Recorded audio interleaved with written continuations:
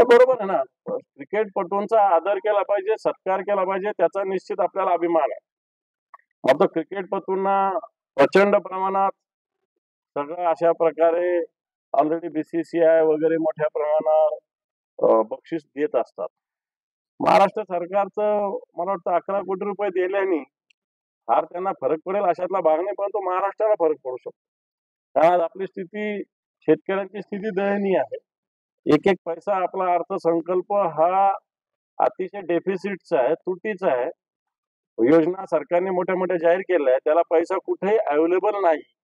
आणि असं असताना आपल्या तिजोरीतून 11 कोटी रुपये देणं चुकीचं आहे. हं. हे पण मला असं वाटतं, तुम्ही कालचं माझं बजेटचं भाषण आहे का?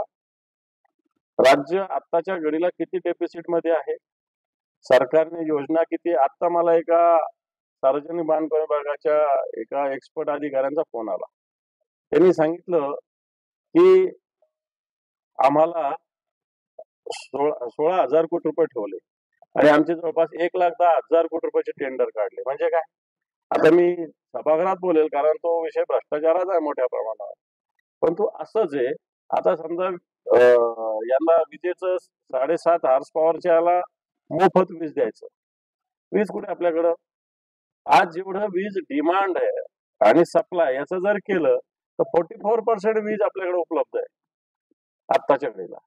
मग थकबाकीची 44,000 ते 45,000 कोटी रुपये त्याचं काय, हा एक प्रश्न आहे. आणि म्हणून डिमांड आणि सप्लाय मध्ये कॉम्बिनेशन असलं पाहिजे, ते कुठेच नाही.